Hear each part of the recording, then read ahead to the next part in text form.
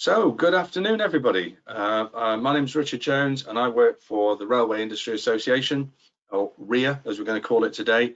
And I'm really pleased to welcome you to this week's series of webinars on the Digital Railway Programme. Very arguably the most significant engineering programme in the industry over the next 20 years. High Speed 2 gets all the profile, but digital railway is perhaps more important to the future of the rail industry as a whole. Really keen to make it clear here that RIA is not the only contributor to these events. They're organised in conjunction with Network Rail and the UK Rail Research and Innovation Network, UCRIN, and they're supported by Network Rail. So great partners to have on board, I'm sure you agree. And I particularly today want to thank all our speakers, without whom none of this is possible whatsoever. So thank you to the speakers. So let's have a quick recap of what we've covered this week and what's still to come. So on Monday, we heard a really strong overview of the project, the aspirations and the importance and the drive behind the project from senior people at Network Rail and London North Eastern Railway. On Tuesday, we looked at the first practical rollout projects which are already up and running, the one on the East Coast Main Line and part of the cab fitment programme. Yesterday, my colleague David Clark looked into the medium term, hosting an event which covered issues including the sector deal, Project 190 and the long-term delivery plan. And today, really exciting day for me because we're going to focus on some of the innovation that's already happening in the project and the R&D that's going on right now that's going to contribute to innovation in the future. So for me, as I say, an exciting day. And tomorrow, we get to the bit which is about supply chain building. We've already agreed this week that we absolutely need to step up our capacity and capability in the industry. And that's going to require a lot of engagement, typically with SMEs. So we'll be looking about how SMEs opportunities in the programme tomorrow. This is also an unlocking innovation event, and innovation is of course vital to the programme. And each day we will hear from people who are innovating and people who are supporting innovation in the programme. Normally we have elevator pitches, and I'm sorry today we don't. But we'll have 2 more tomorrow, and that will make 7 over the week. So you will hear from a lot of SMEs and supporters during the week. So today specifically, we'll be hearing about some of the innovation happening in support of digital railway. And Carl Butler of Network Rail will be presenting an answer to several questions we had earlier in the week. What happens when digital railway develops a fault? And that's when the degraded mode system comes into play. Andrew Simmons of Network Rail will brief us on the opportunity to get extra functionality out of early cab fitment of the on-train systems. And if you, like me, agree that modelling and simulation is the key to delivering digital railway efficiently, then you'll be as pleased as I am that we've got Professor Clive Roberts of Birmingham University and Andrew Hunter of Thales, who'll bring us up to speed on their work in modelling and simulation. To finish off this afternoon, we've got James Bain, the CEO of Worldline and the chair of the working group of the data pillar of the sector deal, will be telling us about the activities and progress in that group. So our first speaker is Carl Butler. He's program manager in the Network Rail Research and Development team for Degraded Mode Working System, DMWS, and probably several other projects as well, Carl. So I'm going to hand you over now to Carl Butler. Thank you, Richard. Hello, everyone. So my name is Carl Butler. I'm one of the program managers in the Network Rail Research and Development team. And amongst other parts of my program, which deals with future communication and train control, I'm here to present to you about the Degraded Mode Working System, DMWS, which is something I'm particularly excited about as we work towards an operational trial of this system later in control period 6. And I'll come more onto that in a moment. But I think what's really important is to contextualize what we're doing here and why we're doing this. So, you know, we talk about signaling failures all the time. What does that really mean? And you can see here, this was just a very quick search for an event that happened, BBC News website, this picture, which we've all seen before. And some of us have also experienced the signaling failure on the West Coast Main Line. Euston becomes packed really quickly, so many hundreds and thousands of passengers and customers impacted, and at its core what we're trying to do in research and development is amongst other things improve the experience for passengers, for the paying public. And so that's what we're here to try and do. And this particular event was the 17th of October 2019. The signalling failure actually occurred at 3:22 in the morning, but service resumed at 7:18. But it still affected 895 trains in that 4 hours, and was just over 10,500 minutes of delay to our passengers. And actually, because of the way all of the rolling stock and all the crew, it was all out of configuration, the effects were pretty much felt across the network until the end of that day, until everything was reset for the following day's service. Now, in this event, we do deal with these types of things today, and the rule book does cover this eventuality, which is what I've got here on the screen in front of you, which is the Module S file, which talks about how you pass a signal at danger and engine authority. Now, in the 1990s, we have something called temporary block working, which is still in some places used today, but it required hand signalers at the entrance and exit, and the securing of points in the degraded zone manually. So as you can see from that, very manually intensive, and also takes us a lot of time to ready, because you have to send people to site. And when this occurs somewhere with high traffic, obviously it doesn't take as long, but when it happens in a remote location, you are still waiting for engineers to attend site before you can do anything. And so throughout all of this time, wheels are stood still, passengers are waiting. Improvements were made to this in December 2018 with emergency special working, which took a long time to get through and get approved. But what this does is it uses direct communication between signalers and the drivers, so there is no need for hand signalers. And where the points are locked and correctly detective, you don't have to secure them on the ground to enact ESW. But still, there can be improvements made, and in certain cases, and in the example I gave you at the very beginning of this presentation, ESW was prepared for use, but in some situations, and not specifically this one, when the fault is believed to be a quick fix or relatively quick fix, often mitigations are held off, because obviously the best solution would be to have the primary signals back online, and obviously that takes time. And then if the fault becomes a bit more harder to fix, takes longer, requires more people on site, all this time adds up. So what we're trying to do with this project is use technology that we have today in the Armoury to really improve upon how we deal with signalling failures, so that we can benefit passengers and customers alike. And so what is the degraded mode working system? Well, as I said, we're going to try and use technology to improve performance during signalling failure. We are not replacing the signalling system in the event of a signalling failure, and this will still be an improvement to performance. It won't match the performance of the time. So it's very clear that the primary signalling system is the number one.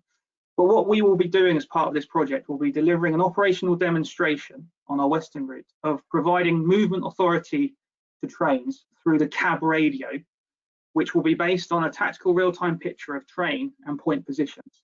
So we'll be using an independent system to monitor points, and that system will have the ability to electronically clip, scotch and padlock remotely.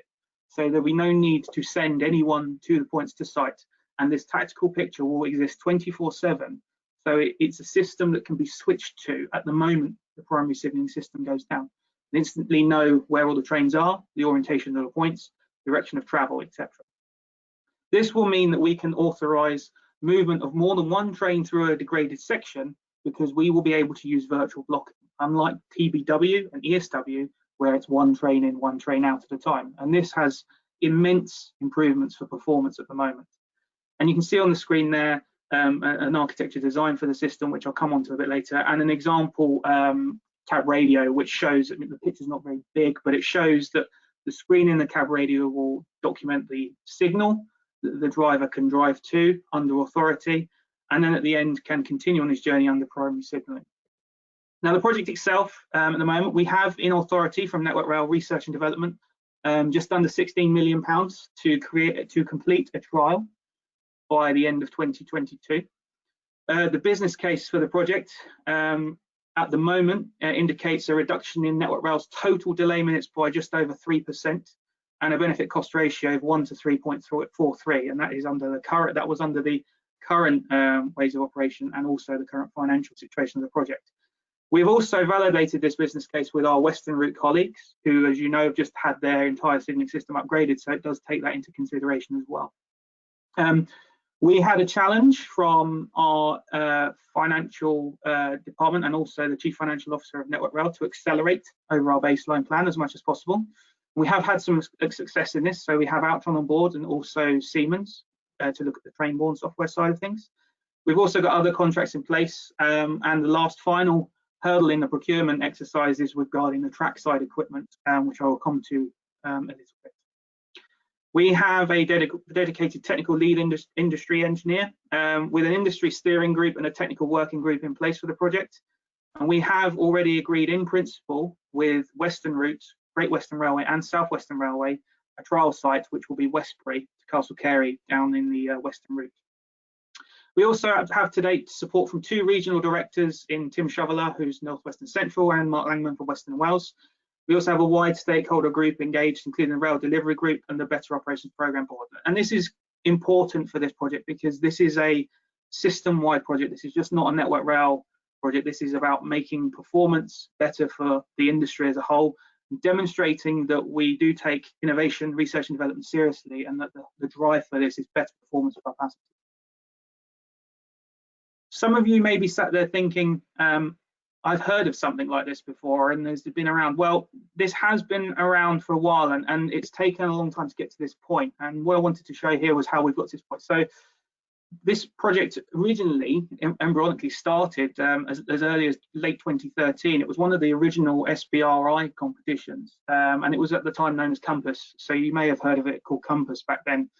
And so what I wanted to emphasize this point is that you've probably heard of it before, you've seen an SBRI issued, etc. Where did it go? It didn't go anywhere. Well, it has gone somewhere, and it's getting somewhere really tangible on the ground. And we are at the point now where 2019, last April, we achieved what's known as Rail Industry Readiness Level 4. We have system specification. As I said, we have a business case, we have a technical case, which also informed that business case. So the technical solution was analysed under Treasury guidelines. We've revised the concept of operations, and we have the safety case and independent safety assessment at that stage as well, which was important to be able to present to the Network Rail Board for Investment Authority. And where we're going with this project is, so last October, we appointed the system integrator and the Trainborne supplier. This month, we hope to launch the innovation partnership procedure for the trackside, and I will come on to that shortly. And then the rest of the timeline, as you can see on the screen, is that we will do the operational trial around October 2022, and then update standards come February 23 when the research and development side of this project will end, and the system should be in a position ready for deployment across the network for those regions and routes that want to do it. As I said, this is a wide-ranging project. We have a lot of industry stakeholders, but also we are working with a number of different parties within this project. So I've already mentioned GWR, South Western Railway. Altron are doing the system integration. Siemens are doing the Trainborne equipment. We've got MOTS on board to do the signalling interface design. We've got the RSSB to look at the rulebook, the standards, and give us the industry oversight that's required for such a wide-ranging chain. We have Ebony on board as the independent safety assessor, and you will be hearing from Ebony, I believe it's tomorrow, when they present their slot tomorrow. PA Consulting are on board to do the business case and the strategy around procurement, and we have the network certification body on board as the assessment body, the ASBO for this project. But there is one important part of the project that is left to come, and that's what I wanted to close with my slides today. So we have the Innovation Procurement Partnership launch, which at the moment, as I sit here, is hopefully going to be launched tomorrow. So I'm waiting for an update. There is a contracts and procurement assurance meeting happening as we speak. So typically, I'd hope to be able to announce it's happening tomorrow, but at the moment it's planned for tomorrow. But if I get any update in the next 45 minutes, I shall indeed let you all know. But the point of this is that there is a key component of the system, which is the trackside inhibit, detect, repeat equipment, which is one of the subsystems for the DMWS system. This is the part of the system that allows us to electronically monitor and clip, scotch, and padlock the points of the system. We're going to be launching this through what's known as an Innovation Procurement Partnership, an IPP. And the reason why we've chosen this is because we want the solution to be innovative. We want to try and see what is available out there. We can bring some new ideas to the table in this. But also what we're trying to do as well is, in return for that, is also try and create a path to future deployment and rollout opportunities without the need to do any additional procurement. And this is important for a number of reasons. One is, if we really are successful with this project, which we hope we will be, we want to be able to be in a position to roll this out as quickly as possible so we can get at those benefits for the industry and for passengers. And with the project in the way it is in the setup of the architecture, once the train-borne equipment is upgraded, that will happen for all trains, so they'll all be DMWS ready in effect. There will be one central subsystem which has to be built for the operational trial anyway, so that will be ready and available. So the route to rollout for this is limited by the ability to install these trackside points equipment and also training of drivers and signallers, etc. So we are trying to, as much as we possibly can, even though this is a research and development project, effectively grease the wheels for rollout of the technology if it is successful. And so that's what we are using for this this piece of procurement, and this will take a number of stages. So as I said, I'm hoping that it will be launched tomorrow, but please watch this space. But this this procurement activity will have a number of stages which are on the screen here. I'm not going to read them in great detail, but suffice to say we will have the initial call to market, which will be launched imminently. There'll be a PQQ. And we will be down selecting that to around 5 suppliers for stage 1, which will be concept design and invitation to tender. And then that will be whittled down to stage 2, which will be 2 suppliers to build prototypes and testing. And then stage 3, those 2 suppliers will be taken through to the operational trial. And that stage 3 includes the taking it through the finalization of product acceptance and for supply, so that we are, as I said, ready for rollout of the future, so long as we have a successful trial. And so the last thing I wanted to say on this regard was that this process will be managed through the NR Bravo portal, which will be provided a link at launch, and I'll also be providing this to RIA so that they can release this as well through their communications channel. But you will also be able to search this through the portal. And so that is my final slide on this project. So I hope you found that useful, and I hope in line with the theme, it demonstrates that we are taking innovation seriously. This project hasn't gone away, and actually this is probably one of the projects I myself I'm looking at in demonstrating real benefit to the industry going forwards. My final slide is just some contact information for the project. So obviously my contacts are on there, but also for the project team, Chris is the technical lead engineer. His details on the screen, as are Riaz, who's the project manager, and from the procurement side, Mira, who has been tirelessly batting to and fro with this IPP for when that gets launched tomorrow, hopefully. So thank you, Richard. Thank you, Carl. That's absolutely excellent and great there. The launch of a competition. Couldn't really ask for much more than that. It's a really good summary, and the chance for suppliers in the industry to actually get engaged with this project. I think you've comprehensively answered the questions we had earlier in the week about what happens when digital railway stops working. It's good to know that you're ahead of the game. Would everybody like to just take a minute here to familiarise themselves with the grey dialog box you've got up at the right-hand corner of your screen, probably, unless you've got the pane moved about somewhere else. Inside that, you'll find a couple of things which are quite useful to you. The questions tab.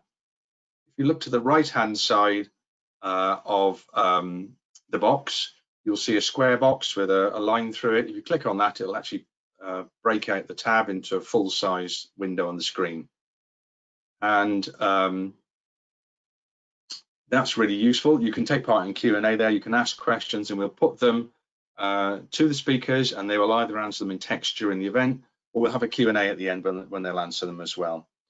Also there, you'll see a tab marked handouts with 4 items to download. Those are the presentations from today and also Monday through Wednesday as well. And then tomorrow you'll get an email which is from GoToWebinar, not from RIA, and therefore it may end up in your junk mailbox. Just keep an eye open for that. And that will give you a link whereby you can access the full recordings. So please do keep your questions coming in ahead of the Q&A panel later. Now, Fitting the cabs of trains to be ready for digital signalling is quite an expensive item, and we have a bit of a chicken and egg situation. Which do you fit first, the trains or the infrastructure? If only there were other things that we could do which would use the cab equipment for, or do with the cab equipment, that brought us extra functionality. And there is. And here to tell us about it is Andrew Simmons, who's Chief Systems Engineer at Network Rail. He's rushed in from another meeting, so we're really pleased to see you, Andrew, except right at the moment I can't see you. Can anybody else see you? And I can't hear okay. Richard, Andrew is visible. Andrew, you need to unmute yourself. Yeah, I should be here. Super. Fantastic. Right, over to you then, Andrew. Andrew Simmons, Network Rail. Hi, Richard, and everybody. Thank you for inviting me. I actually am doing a slightly different from limited supervision, but it will be at the end of it. I'm just trying to give you an overview as to how we're accelerating digital railway to get the benefits from it. So slightly different agenda, but hopefully we'll get to the same position that Richard wanted to. So let's make sure it works. Right, I'm not going to make an apology here, but I just want to explain what my role is in relation to why I'm giving this presentation. And part of it is, how does this fit in with the rail technical strategy? Because originally Andy Doherty was going to give you a bit of a briefing on that. So the Digital Railway System Authority, which obviously I head up, part of that process is to align ourselves with the rail technical strategy. And so it's probably a very useful position to start is, what is the rail technical strategy, and where is it working within the area of command, control and signalling.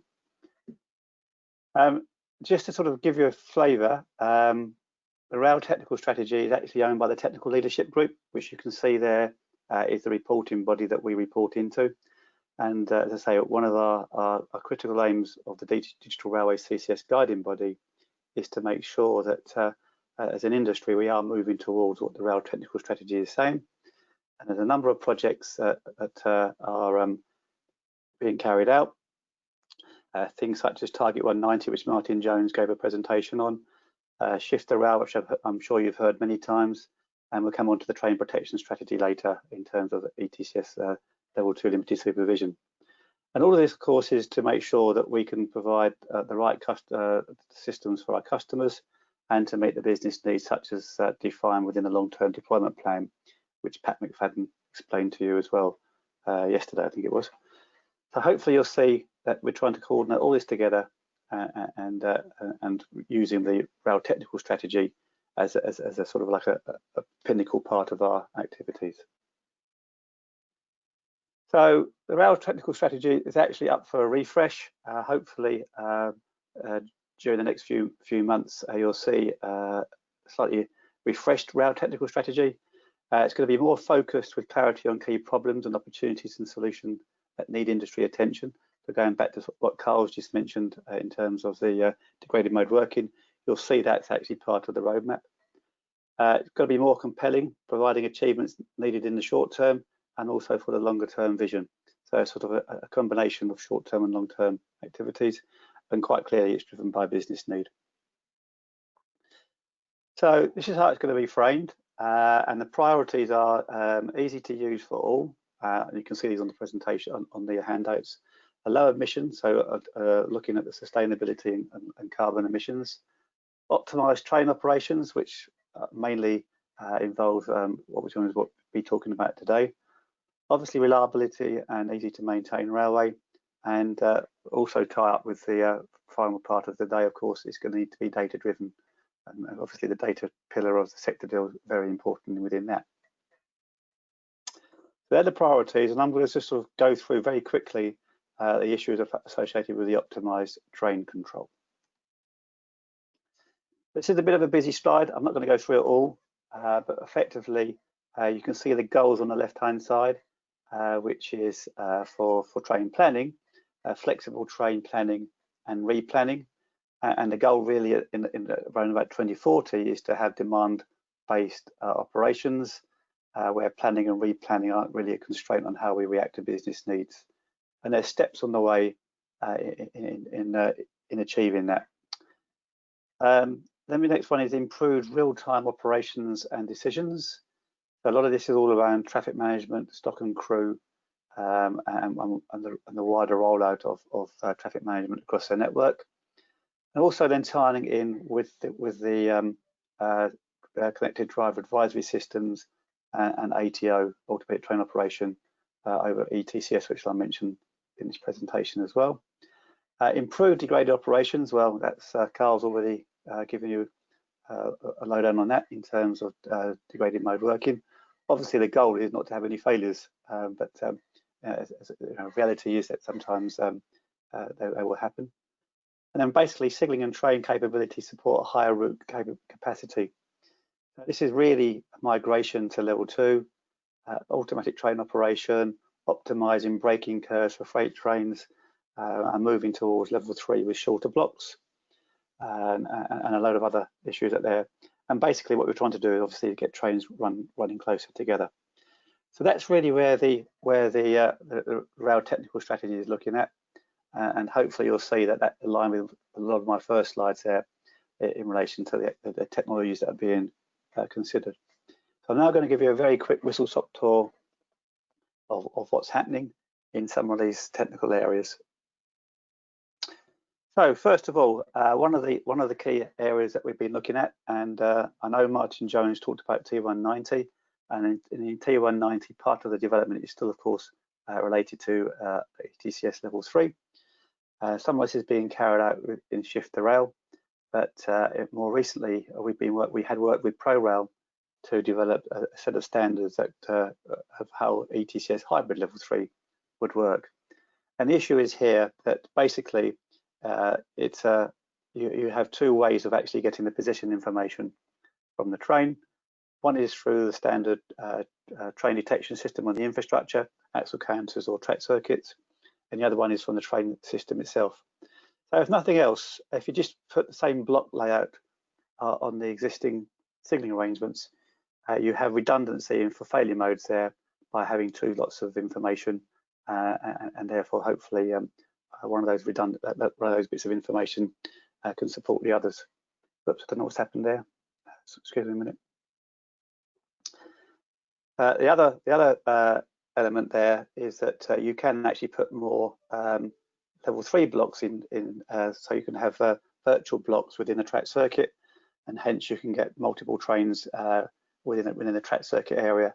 Quite clearly, that either gives you better performance capacity, and or it gives you a cheaper railway. So there's a choice there as to how you want to use the ability to split the track circuit blocks up into virtual blocks. So that's hybrid level 3. The situation is we did the trials, you'll see later, and they were very successful. And we're now looking at, well, we are in the process of updating the specifications to allow ETCS hybrid level 3 to be operational within the UK. The next one is ATO. ATO, as you know, world first with Thameslink, and that was a bespoke system specifically made to ensure that we delivered the train service that was required to make the business case for Thameslink work. That is now operational, and drivers are now being trained as we speak to be able to, so not all the drivers are trained just yet, but those drivers that are trained can use ATO now through the central core Thameslink. That just shows you, basically it's just that's a proprietary system, this one, built upon ETCS. What you'll see in the next slide is effectively this is a journey towards a full interoperable ATO system. Both of these journeys really started around 2015, if not earlier, and the operational principles for level 3 hybrid were agreed actually by ProRail. In 2016, we signed a memorandum of understanding with ProRail to work together. At the same time, Shift to Rail starts developing of European specifications for moving block based on level 3. In 2016, we validated the level 3 hybrid principles in a laboratory in Chippenham, and then again that was done with ProRail. And then in March 2017, the RTMS users group published and got agreement with the rest of our European colleagues on the hybrid level 3 principles. And miraculously, November, December 2017, we did some hybrid level 3 demonstrators at ENIF, and that was very successful, even though the old train on the left, which is a little bit older than me, determined it was too cold to operate, and only one train, only the 313, which is slightly younger, managed to demonstrate that. On ATO, you can see there that in March and April 2016, ThameSlink tested ATO at ENIF.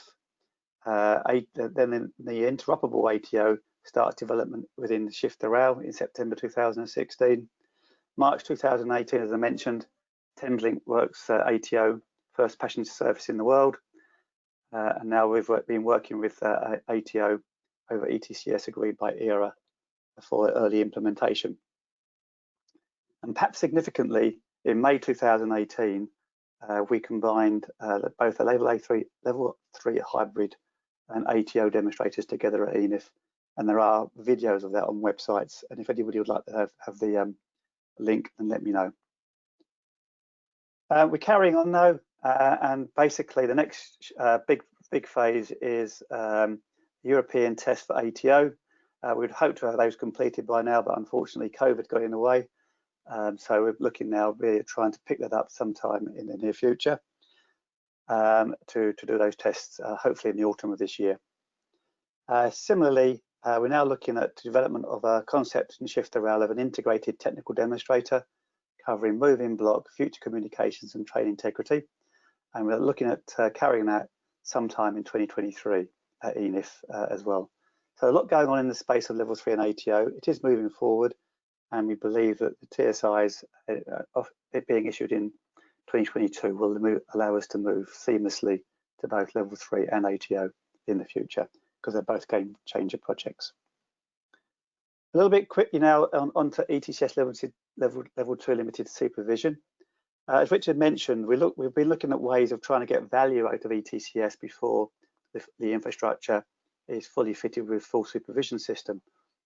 So we looked at also the gap at the moment between TPWS and ETCS, and realised and thought to ourselves, well, is it still ALARP to continue with TPWS even though the ETCS program has been delayed somewhat? And if you actually compared it to existing TPWS, the answer was yes. Fitting more TPWS probably was not an ALARP solution. Therefore, we looked to see whether there were any other technologies. So in combination with multiple suppliers, we looked at what options are available, and we concluded that, actual fact, that a concept based upon ETCS level 2 limited supervision was actually a good way to proceed. So basically, at the moment, those would probably know that TPWS works on speed sensors located on the trackside, and the overspeed sensors check at a particular point whether the train is exceeding that speed. If it is, the emergency brakes are put on. If the train is less than that speed, then it can continue. And if it gets to the signal and it's still at red, then there's a train stop there. And if the train is going faster than 0 miles an hour, it will also get the brakes put on and will hopefully come to a stop before the conflict point.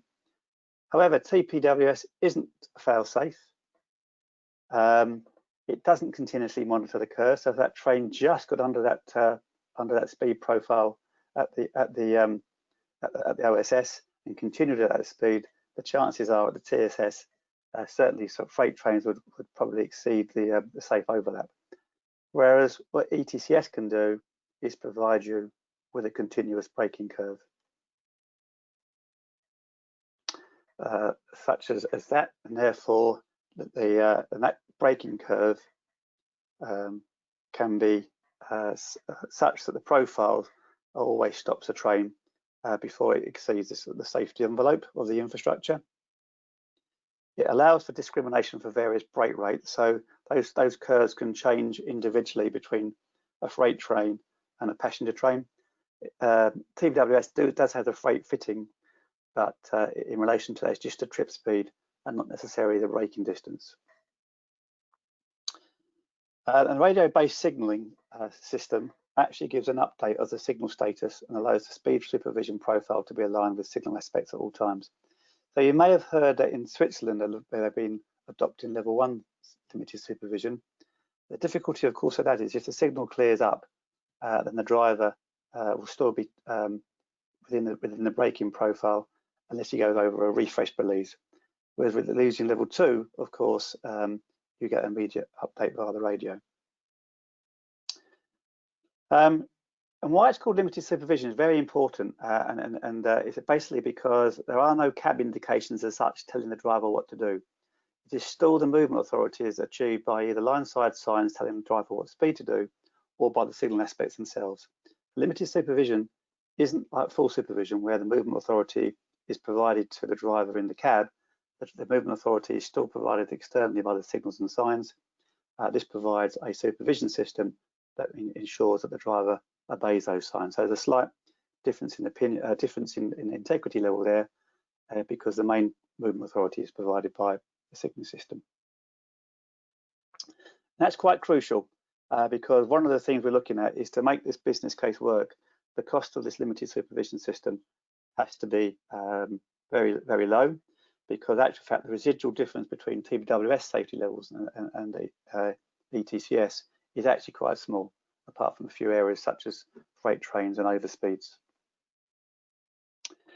So to achieve this limited supervision, what we've looked at is really trying to get the signal aspects in bulk. In other words, do we know what the signal aspects are? And if we had to go and wire every signal to try and get that information, that would be expensive and blow the business case. So we are looking at eavesdropping on the data links of SSIs in particular, and we're calling that a sniffer. It's sniffing out it's a terrible word, but it's getting the signal aspects from all the data telegrams. It's then providing it to a level ETCS level 2 limited supervision RBC that provides the normal ETCS protocol. So it's a full integrity ETCS on board, and effectively that train doesn't need any modification whatsoever. It is fully compliant to work with level 2. Obviously, we'd need to know the data speed profiles and also any temporary speed restrictions to make that work. So we are looking at information on how we get that information to the RBC. But that's fundamentally using the architecture using an onboard EVC. The second architecture is always the same on the side of the track side. So you can see there we've still got the sniffer, we've still got the RBC, and we're still moving the ETCS protocol is still giving what is basically known as the movement authority, even though it's a supervision system. But rather than use a fully fledged EVC, we are looking at a low integrity ETCS EVC that interfaces to the TBWS controller and provides a brake command using existing interfaces between TBWS and the brake. Now we're looking at this particular solution in situations where potentially there's pieces of rolling stock out there that aren't going to be fitted with ETCS in their lifetime, and therefore this would be quite a cheap alternative to try and get all trains to be fitted with a higher integrity system than just TBWS itself. And crucial to this, of course, will be the business change. So one of the issues that we're dealing with is making sure that from a driver's perspective, there's very little change from what they would either see with a full supervision system or from existing TBWS. So the top one there represents what it would look like to a driver in ETCS. The right-hand box there shows you what an ETCS level 2 limited supervision DMI would look like, compared to on the left-hand side what a full supervision DMI would look like. On the bottom there, we're trying to use the same TBWS display, although we might change to red light becoming a yellow to orange light to try and keep the indications pretty standard and aligned with ETCS. So again, we're looking at this from a driver's perspective as much as anything else. Excuse me. Lastly then, so what are the program of works? Well, we're looking at trying to get products ready to be rolled out sometime in March 2022. So we've finished the concept development. We've just finished the product specifications rapid capture, so agile workshops over the last few weeks. We're now ready to go into the next phase, which is the main system development phase, where we'll be consulting widely with our industry partners, and then hopefully by about April of next year we'll be able to go into the prototype testing and validation of the system to be completed by March 2022. That's also, by the way, prototype building, testing and validation. So that's why it's taken so long. And that's me. Sorry, last one, the concept demonstration. We were again hoping to do a concept demonstration before Christmas. We had problems with that train. It didn't work for various reasons. We've fixed the train. We were all ready to go, and then COVID came along. So again, we're looking at doing these demonstrations sometime between now and August, hopefully before the ATO tests start again, which I mentioned on the previous one. That's me done now. Thank you. Thank you very much, Andrew. Before you dash off, are you able to stay with us to the Q&A session at the end? Yeah, definitely. Yeah. It was only the beginning I was had a problem with. Okay, thank you very much indeed. We'll see you later. So thanks for that. Just a whole bunch of firsts in there, maybe one of which is the first use of agile development methodology in a signaling project. I mean, that's a mind-blowing concept, I think, for lots of signaling engineers. Now, other than COVID-19, we would have been at Birmingham University this week for this event, as indeed we have been for the last 4 years that we've run it. Nevertheless, consider yourselves at virtual Birmingham University. We're now going to hear about one of the key pieces of work that Birmingham is doing in connection with Digital Railway and jointly with Thales. So really pleased to hand over to Professor Clive Roberts of Birmingham University and Andrew Hunter from Thales. So Clive and Andrew, over to you. So good afternoon, everyone. It's Andrew Hunter speaking first. So what we'd like to take you through this afternoon is some ideas that we've been working on for unlocking a digital transformation in railway command and control. So on the next slide, we're going to take you through today what we see as the industry challenge in some context, a little bit about current practice in the world of synthetic environments and digital twins, how this might be moving in the near future, what we could learn from some other industries, how this could be utilised for innovation, introduction of new technologies, and then coming back specifically to what's happening with the sector deal and an example of a synthetic environment for network rail in the signalling world. So from a context perspective, you may well have seen this before, and I think it's fair just to sum up to say there is a challenge of delivering the bow wave of signalling renewals in the current environment. And it's really a budget limitation. Perhaps the ideas we'll talk about today will help that. Clive. So current practice in terms of introducing new signalling schemes and new signalling innovation is really quite fragmented. There's little sharing of data between the customer and the providers, and integration with other systems becomes difficult.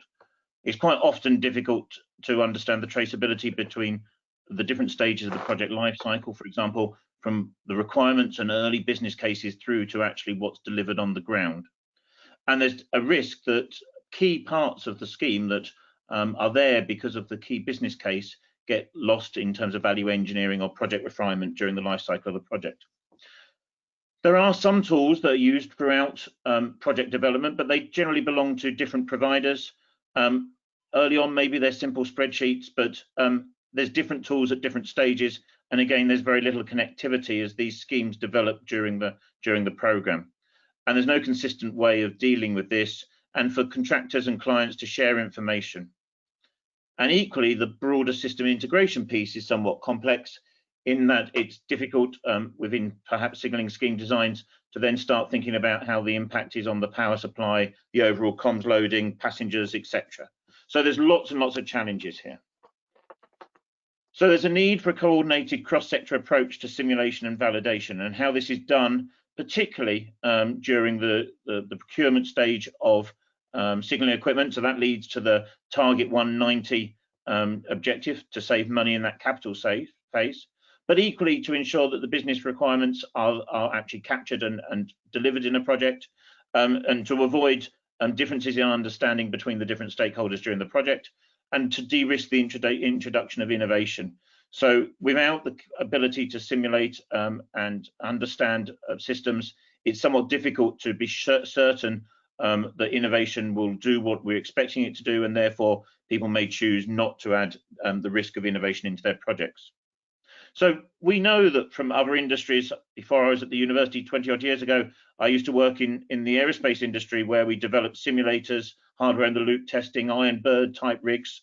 We know that other industries have done things like this in the past. And in fact, we've done some things in the rail industry in this area. Some people may remember some of the work that was done on Eurostar, but we've not done it as an agreed approach across the sector. Some individual projects have benefited from some of these ideas, but we don't have a way forward that is an integrated approach that is shared by all stakeholders. So what we're trying to do is we're trying to support the whole of the life cycle of the project with simulation, digital support tools that can move from the high level concept of the customer requirements through in terms of system requirements, functional decomposition, into the system architecture, into the build phase, and then back up the other side of the V in terms of testing, verification and validation.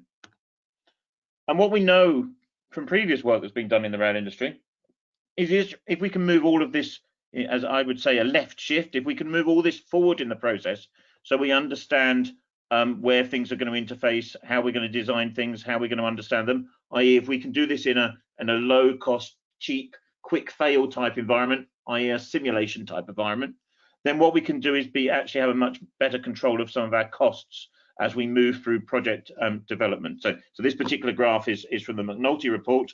It's a good report, maybe a little bit forgotten now, but there's some really good work in the industry that supports this, that by thinking about things early on in the requirement stage, we'll get benefits in terms of cost saving throughout the project and de-risk projects overrunning and being technically a risk later on in the project.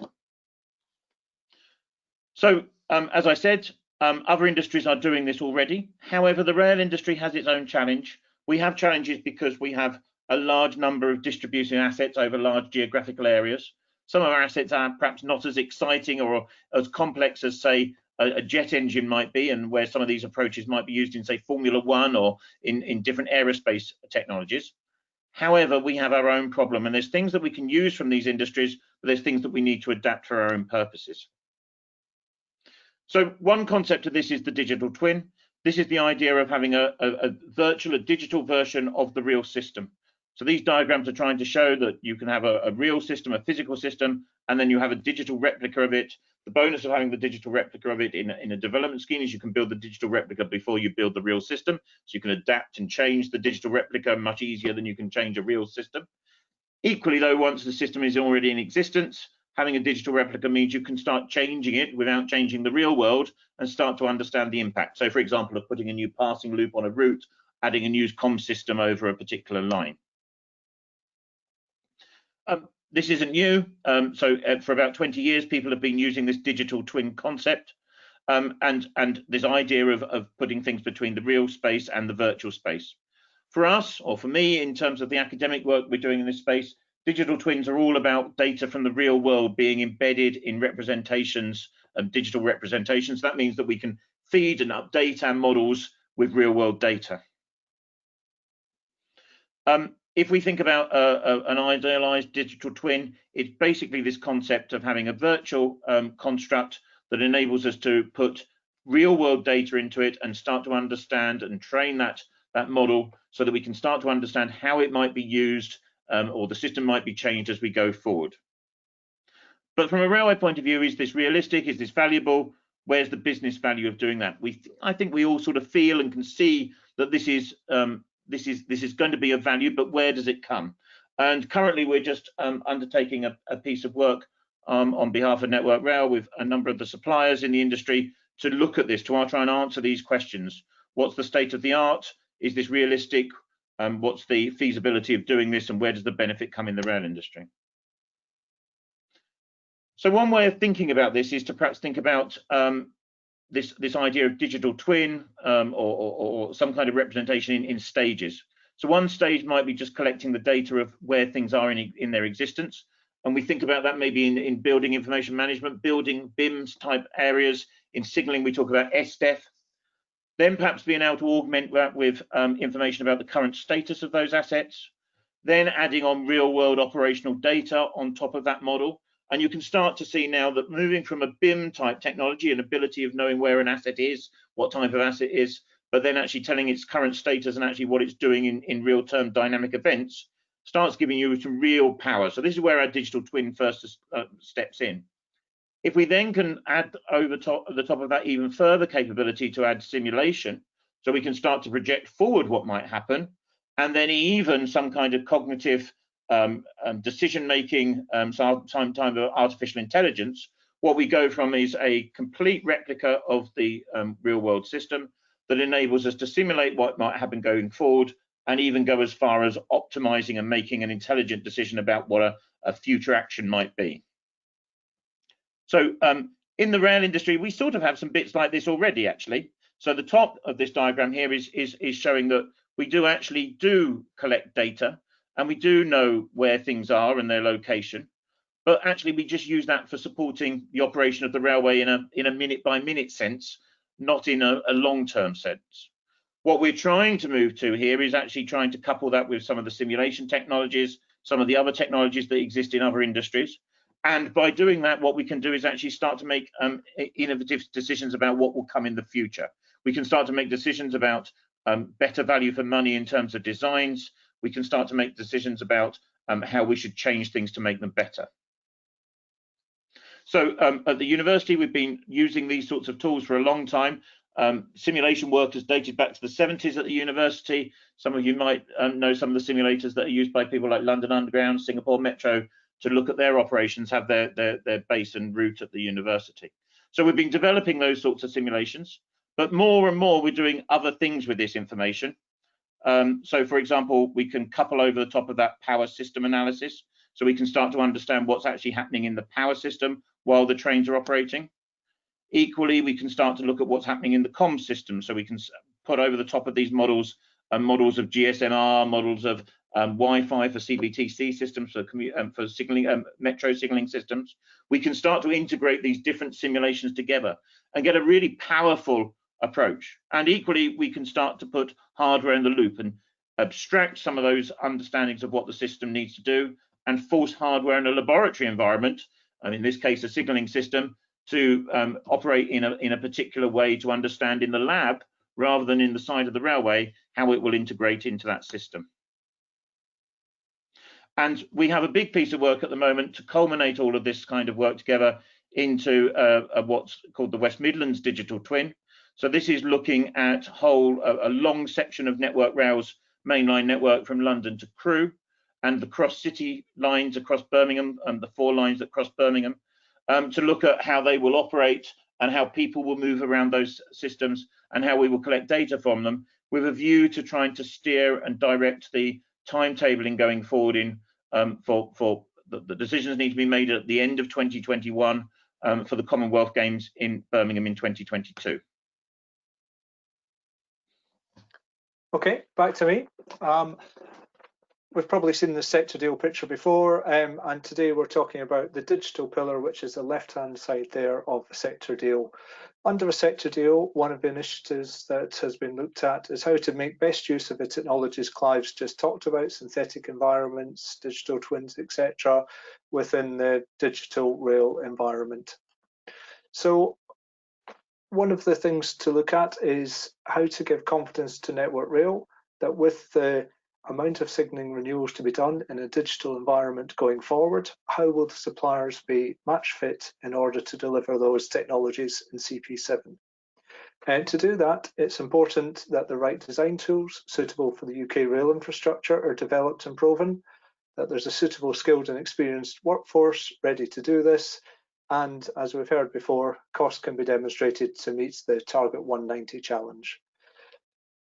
The work we've been looking at is, can this be achieved using a synthetic environment with digital design tools to get the proposed ETCS solutions approved and designed and tested in a digital environment prior to application on site. And on the next slide, we see that the benefits of this can be a culture change within the industry, so that modern digital culture, perhaps like Spotify or Google type environment, can be developed, and this sets the scene for digital transformation.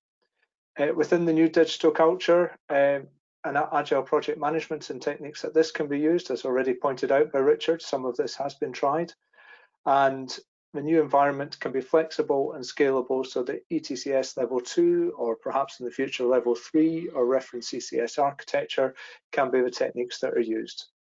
And this environment can be used to supply to assure the supplier's generic UK capability prior to any work happening on the ground.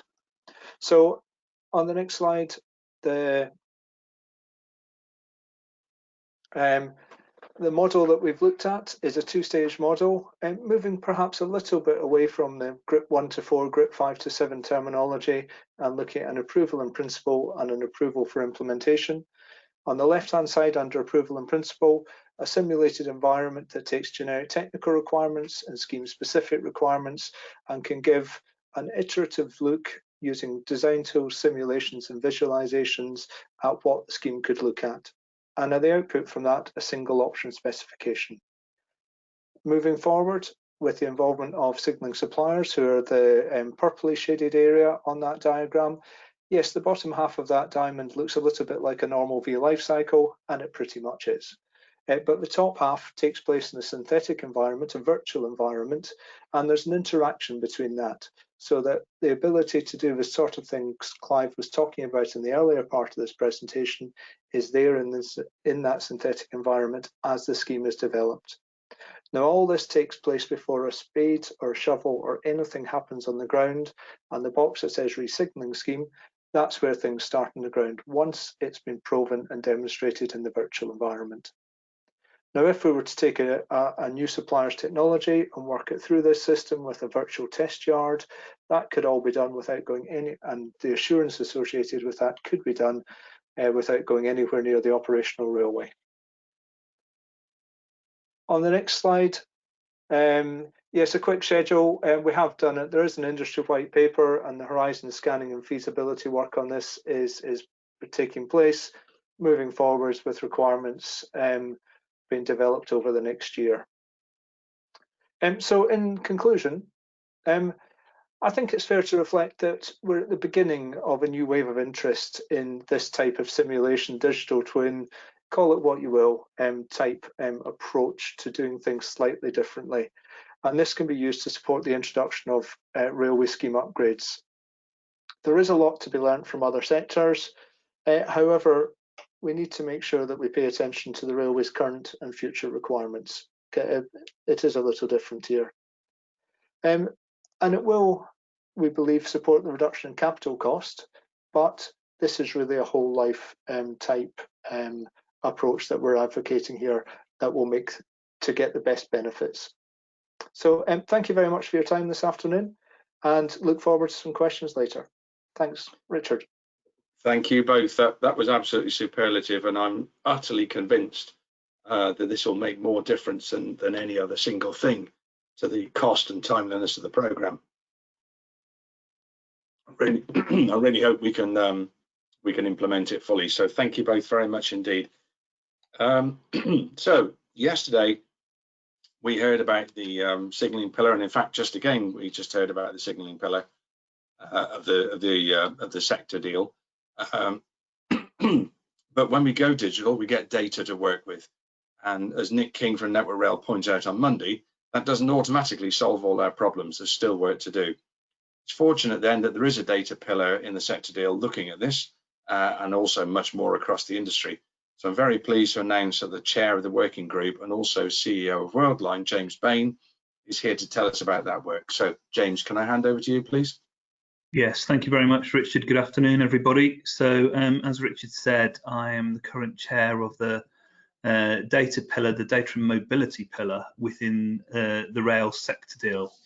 And I'm going to talk for the next 10 minutes or so about the potential art of the possible. So what is the rail sector deal? I'm sure those of you who attended yesterday are more than aware, and also probably most of you around the table. But it is an industrial strategy signed by the government way back in December 2018. The purpose was to bring the industry together to drive benefit for the UK as a whole. The delivery comes across 7 different areas constructed of 4 pillars and 3 transversal functions. The governance is led by the Rail Supply Group Council, which includes Network Rail, the Department for Transport, BAYS, RIA, Rail Delivery Group, and the supply chain, including significant SME representation. This is the second time you've seen this slide in the last 20 minutes, and it's still wrong. It has Chris Grayling as the Secretary of State for Transport, which we know is not right. This slide is currently being updated because there has been significant progress in all of the pillars and all of the supporting areas, and it will be communicated out in the coming weeks so that we can be clear on what the organisational structure to deliver the rail sector deal now is. From my perspective, I sit in the yellow box, and the challenge given through the sector deal when it was conceived and signed was looking at customer experience. And I'm going to talk a lot about customer. I'm not going to talk about passenger.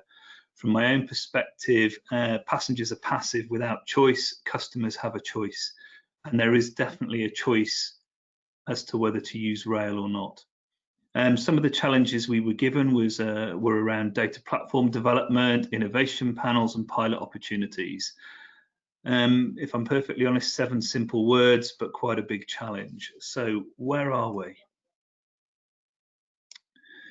We have conceived, constituted, and started to work a Rail Data Council.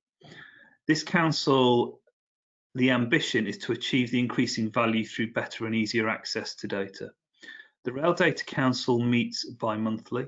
There is a working executive which meets on the opposite month. So there are 12 calendar meetings per year. The organisation model we've adopted is split across 4 working groups, where we have data use and access, focusing on marketplace, led by Rail Delivery Group. Data standards and quality, focusing on the governance around the data, led by Network Rail and Carl, who spoke earlier, and Rail Safety and Standards Board. Working Group 3, who are focusing on better value from data, and this is the point I will come back to, and that is led by the train operating company, specifically Ian McLaren from GTR. And then Working Group 4, Innovation, Culture and Skills, that is led by Ukraine and John Easton from Ukraine. And again, if we had been at Birmingham, I'm sure John would have been in the audience, if not up on stage with me at this point. So that Rail Data Council has been in effect since the end of last year. Significant work has gone on across all of the working groups. They are all supported and delivered by people who are contributing their time freely to move this agenda forward. The other point I should make is the rail sector deal also has included in it something called the Joint Rail Data Action Plan, which was conceived and signed by the previous rail minister in August 2018. In terms of progress, we have created a concept of a data marketplace. Looking at publisher APIs, I know that Rail Delivery Group and Network Rail are looking to source the same technology.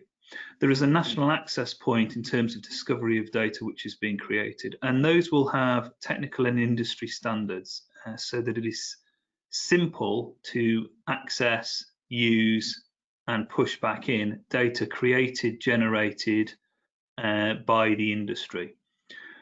There will be opportunities to realise benefit. That does bring challenges, and there are communities of interest, and there will have to be consumer APIs. And again, that does bring challenge into the evolution that we must go through as an industry. Then we hit COVID-19, and this has brought change, as we know, to the industry in the broadest sense. We are effectively a nationalised industry. We must not forget that the fare box provides over 50% of the industry income at a macro level. Last calendar year, it was in excess of £10.5 billion. This has been decimated by 98% at the peak of COVID in April.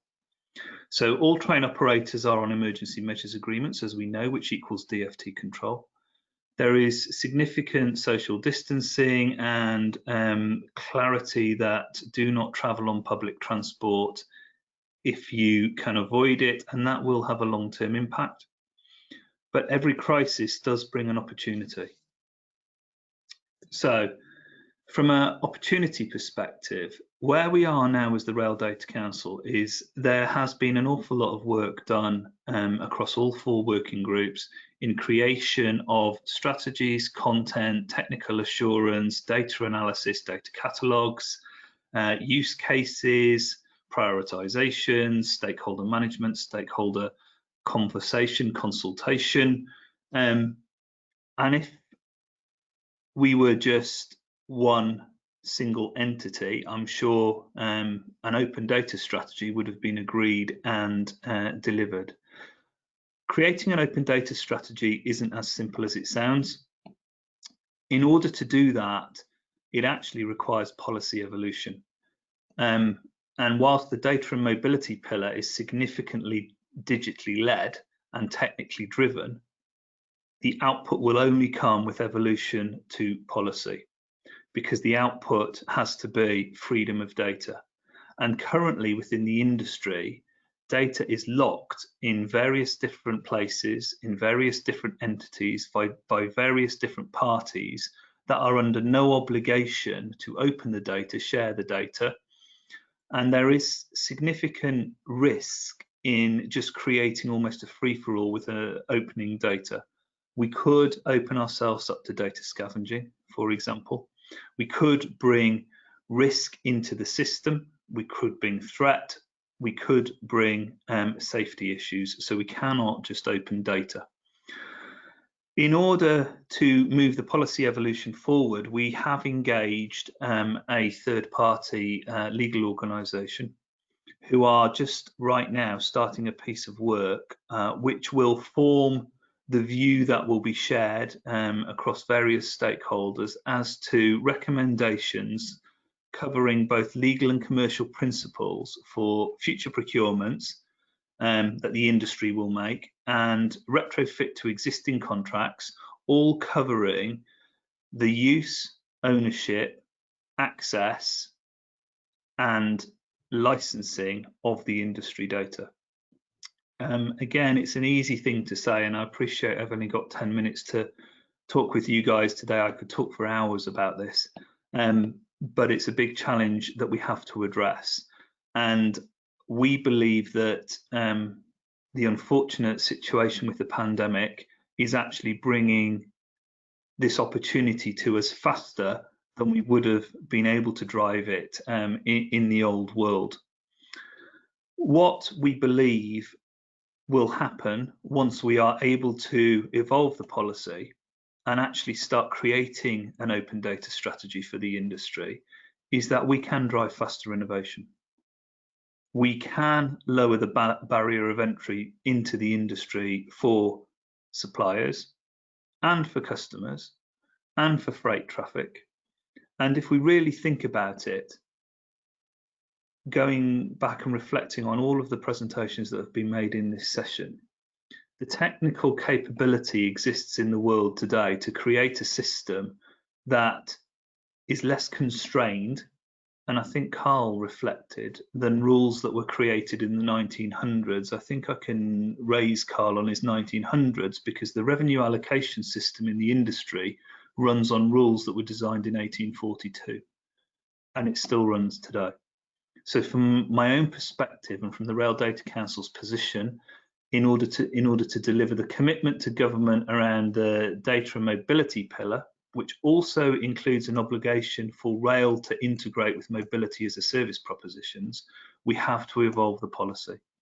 And the focus has to be customer, customer, customer, because the rail industry needs customers in order for the financial viability of it to continue. We can all read the history books of the past, but we have to look forward.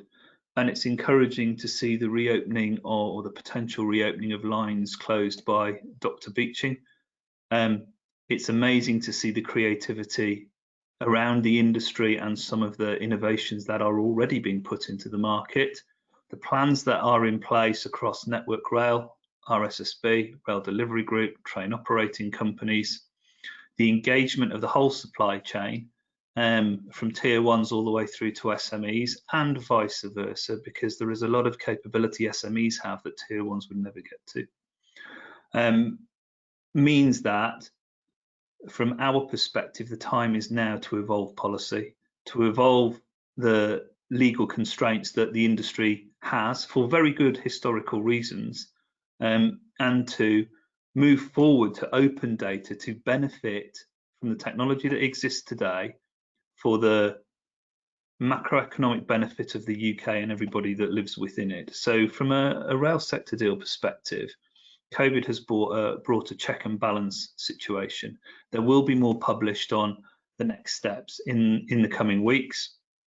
And specifically from a data pillar challenge, our work over the next 8 to 12 weeks is to create an output with a recommendation that will be shared with the Department for Transport, with BEIS, with ministers, with all stakeholders across the industry, about the evolution that must happen in order to adopt all of the cool technologies we've just heard about without the need to create more silos and therefore more friction and therefore slower progress.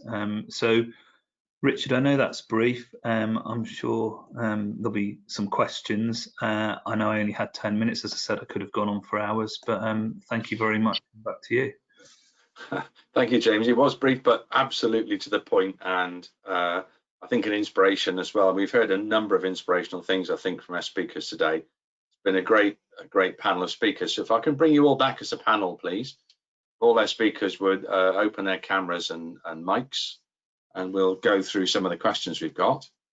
So thank you again, all. Fantastic set of questions. So there's a bunch of questions for Carl around interfacing with degraded mode working. Is it going to interface with traffic management systems, Carl? So A, can you hear, and B? Yes, I'm sorry, I've just taken myself off you. That's fine. So the proposal with DMWS is it's totally independent of the primary signalling system, but it provides data feeds out to the customer-facing systems so that things like real-time information, etc., is still maintained. So it won't interface specifically with traffic management systems. But what I will do, Richard, obviously I'm not the technical expert in this space, so all these questions that are of technical nature, I'll be noting down and providing a response from my technical lead engineer to make sure I'm totally answering the question that's been asked. Thank you, Carl, because you seem to stir up lots and lots of interest, you know, not just in the technical aspects, but also in the procurement process as well. So if you can cover that, then a few comments. You know, this started in 2013. I vividly remember being in the room when it was launched with a lot of other suppliers, and I'm sure many who are on the call as delegates today. In your opinion, you know, why has it taken so long to chew through the system between 2013 and now? I mean, you can't deny the fact that it has taken a long time. I think when you look at the history of the project, it's had a number of different owners in different parts of the industry. I don't think that will have helped. But now it's firmly residing within Network Rail Research and Development. And I think, as I said on one of the answers to the questions, I've commented on the system. You know, with Andrew Haynes coming in now and putting passengers first, and you know, performance is key. The time is right to push DMWS further onto the agenda, which is what I've been doing, and actively getting the industry to demand something like this now, rather than trying to push a project like this through. And that's what we're getting. We're getting that demand for this type of solution, which is brilliant. So I just need, my job is to take advantage of that. Yeah, great. I mean, other than the nomenclature, whether you call people passengers or customers, but basically yourself and James are talking the same language there. It's about what the railway is actually there for. He's not there to just keep signalling engineers busy and happy. Andrew Simmons, when you were looking at the justification for accelerating cab fitment, in fact, is limited supervision actually a reason for doing that acceleration? Was it a reason in your thinking? Was it a financial reason, for example? Yeah, it was absolutely.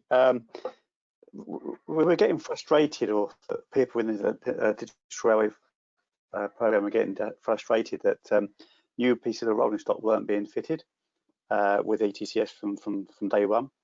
And it was a bit of a circular argument. Network Rail didn't have a program. DFT were therefore then struggling to make the business case to fit from new. So we took two strands to that to try and achieve these trains being fitted from new. Pat explained a long-term deployment plan yesterday. So that was part of it, then to try and show everybody when the full supervision was going to be available to support making the business case for trains. And the other one was then, can you get benefits where it can be demonstrated that the train isn't going to be fitted for another, say, 7 or 8 years? Are there any interim benefits you can get from fitting those trains early? And that's one of the that's where we started from, actually. I was saying, well, what benefits can we get from ETCS prior to it being utilised on a full supervision system? And we looked at a number of things such as power changeover, safety issues that we've ended up with limited supervision. And there are performance benefits from the system as well. So yes, it was to try and get some interim benefits from any rolling stock, or enhance those benefits from those just based upon the full long-term deployment plan. Yeah, very much my thinking.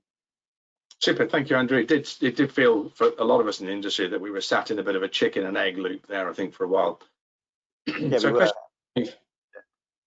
If I can move on to Clive, please. Clive, you mentioned the simulation work that had been done in the past on Eurostar. Why do you think that didn't move forward? Why didn't that stick with us as a process that we used again?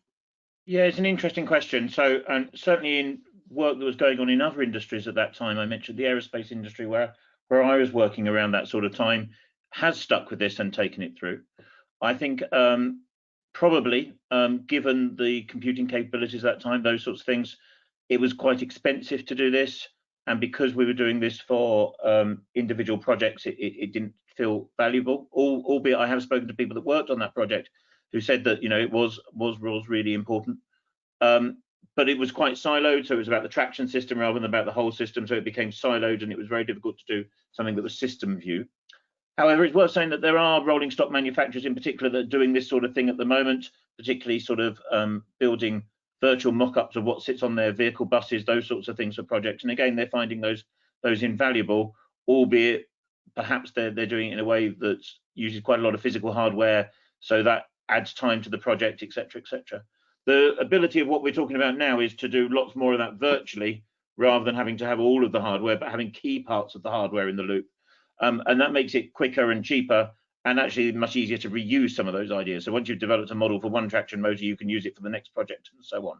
So I think we are coming to a point with both our levels of system understanding and actually just understanding the complexity of the system, how it works, and computing power and understanding what's important that actually makes this work now for us, rather than it just becoming a nice thing that the engineers go off and think great, but nobody really sees the value of. I think we can really prove the value of this now. Lots of players in the computational fluid dynamics industry got together and subscribed to buy High Power Computing Centre, which is actually located in Bristol, near to the MOD and Airbus. So, you know, maybe there's a way forward, and maybe Birmingham and your new building, which you're going to hear about tomorrow from your colleague Jenny Illingsworth, is going to be the home for something like that. Yeah. So certainly there's potential to use that kind of computing, and most of the universities at Birmingham, we have a supercomputer we can use for this sort of analysis. Absolutely fantastic. I mean, I just think it's stunningly important work, and applause to everybody involved, which includes Andrew Hunter.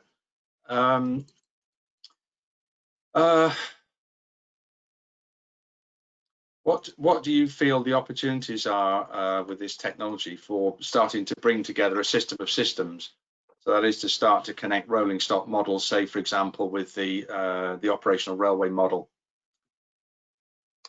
So I think looking at what Clive outlined earlier, from starting with one simulation, adding another and looking at the overall, I think there's a fantastic opportunity for that. But I think I maybe advise a little bit of caution at first on that. We're focused, and the project we've been working on is focused on signalling, being able to demonstrate that we can deliver signalling at the right cost level for CP7, and getting that right and demonstrating that through a synthetic environment with a virtual set of design tools. I think it's important to get that success under our belt first. Once that's there, expanding it, building it, and moving towards the whole railway digital twin is very exciting, but it's not the first objective.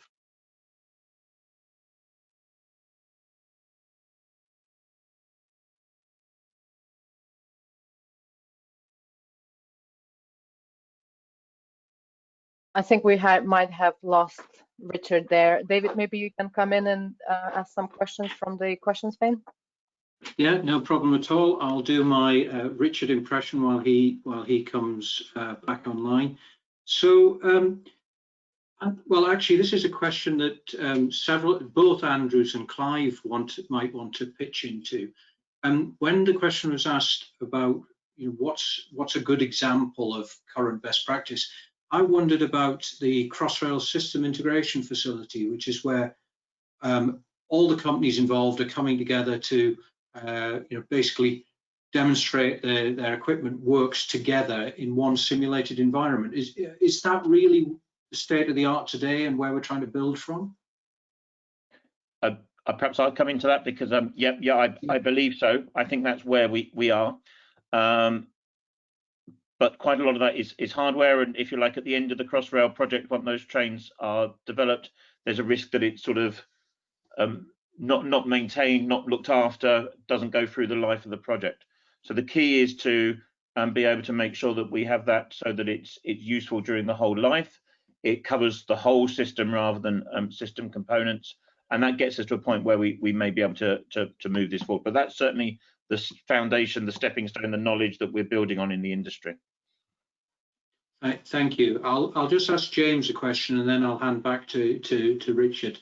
So James, could you help the audience by giving some examples of the sort of innovations you think might be unleashed by an open data? You know, what are the things that you can see in your experience that are bubbling under and are frustrated by the current systems? So from my perspective, there's one that, and I guess it's a personal hobby horse actually, but demand-led timetabling going forward. So after this pandemic, the way that we work and live will be different. Is there any need to have 3 trains an hour to Birmingham and Manchester coming out of London 7 days a week, especially at, you know, if I pick on the 1140 to Piccadilly, for example? There might not be very many people on that. We have to look at better optimization of the network at a macro level against supply and demand for customers. And the consequential benefit of that then comes into the freight domain. It then comes into the, you know, the GDP generation across the industry. And the innovation that we can bring from data is through understanding how we can not have to go through a 52-week planning cycle or an 18-week short-term plan cycle. And we can actually connect the planning cycle to the customer and the pricing around that. And if there are opportunities to create further capacity for the movement of freight, for example, then, you know, that should be a good thing, particularly going forward with you know, we need to look after the planet as well as people. And I know the planet's kind of taken a back seat through the COVID pandemic because we've had to look after people, but rail has got a critical part to play in the decarbonisation of the UK. So from my perspective, that's one. The second point is look after the customer. If we look at what Amazon do, they know what you want before you know you want it. We need to get into that same sort of headspace. I think Google and Spotify were mentioned earlier. Spotify is another one. It knows what you want to listen to before you want to listen to it. The data exists, the technology exists. It's the policy and legal frameworks that are constraining that creativity. So from David, from my perspective, those are the two examples I'd give. Those are really vivid examples that I think everybody could associate with, because they can see the practical application, and just observe that your timing might be perfect, given that the current railway model is about to and needs to change, and so perfect timing. Richard, shall I hand the baton back to you? Have you mended the bit of wet string out to Gloucestershire? Sadly, yeah, the complete broadband H's there, but there you go. You can't win them all, can you? What a bad time for it to happen. So thanks everyone for your patience, and thanks David for standing in. A really good question actually, which is from David, which is for Clive and Andrew. The Crossrail integration facility which is together now at Siemens in Chippenham. I asked that one. Oh, you have, right? Okay, fine. Okay. We might get the same answer, Richard. Yeah. And so, the question is, as we have a system of systems, do we end up with a system of simulators to actually get ahead? So connecting with operational systems like that, and connecting with rolling stock simulators and so on, like the Bombardier Train Zero system. A big positive vote of praise, I'm sure, for lots of people, but the spokesperson is Peter Curtis, who says, although we still got a long way to go, but we've made massive steps forward compared to 3 years ago, and that's an observable phenomenon. Last year at this event, we were sat listening to Pani Tota from Airbus, who was telling us how they do things, and I think where we are now is heading towards being as good. So, congratulations. There's a question now for each of you. What do you see in the next 3 years, Andrew? Yeah. So, where's innovation going to impact the project in the next 3 years? Andrew Simmons, sorry. Good. Sorry, right, Andrew. Okay, so I wasn't quite sure you got away. We had this problem before, haven't we, Andrew? I think effectively, we're trying to use the sector deal clearly as a way to sort of drive this change. And I think a lot of it will be around the process, and the Spotify sort of analogy is really, really good. It's where I see it as well. We've moved now to what I would call the CD era, where the current processes are working just in a digital fashion. Well, the media is digital. What we've got to do now is change the business processes, recognizing that ETCS itself is a significant game changer. I mean, the whole approach that it calculates the train running in real time compared to a signal engineer poring over a desk for like 4 or 5 years trying to design a signalling scheme. The whole business process can change because of ETCS, and that unleashes the data. We've got to have one common view of the data, because when we go into the ATO world, the train will do what the data says it will do. So we've had problems in the operational world where it's not quite clear where the timing points are. But if you don't know where the timing points are, then you tell the train it's got to be there at this timing point. The systems will get there. So I think the whole thing about the technology, I know it's a business change program. The disruptive technology has already occurred. It is called ETCS. What we've got to do now is adapt our processes to absolutely benefit from that disruptive technology. So I think it's really building upon what we're doing now in the sector deal, and we target 190. We've just got to make that happen such that we match it for 2024. Yeah, when I look back at all the crashing mistakes I've made in technology and engineering implementation in my life, it's the change and it's the people bits of it that I've always got wrong. Clive, looking ahead then, 3 years, where are we going to be? Is your digital twin going to be really operational and making those savings in digital railway? Yeah, well, I think there's a staged process to this. So I think in 3 years we'll be getting the first bit of benefit out of some of this. And I think we'll start to see that the standards and the industry processes start to refer to this kind of approach in a more specific way than they do today. However, I think this is a longer journey than 3 years, but we should be getting some early benefit in 3 years' time. Thank you. James, look forward 3 years. and the work of the data pillar, how is that going to be impacting on the railway? I think in 3 years' time we'll be celebrating the centenary of the grouping, but hopefully history can teach us something. So I guess for me, if we can get the policy evolution in, we'll see what the structure is of the industry going forward. But the point that we push through the Data Council, there is science in this and there is technology, but we need to also embrace the art. So creativity is critical to innovation and invention. For me, I've given you a couple of examples already, but I'll just use another historical one to make the case. The HST prototype never carried any paying passengers. The HST itself is still running today, and the HST was designed by an artist. So, for me, I would encourage everyone around the call to be creative and, think about inventing things. I think the industry is at a point now where the opportunity is there for the taking, as I said. So that's my view for the next 3 years. It's incumbent on us to go and create.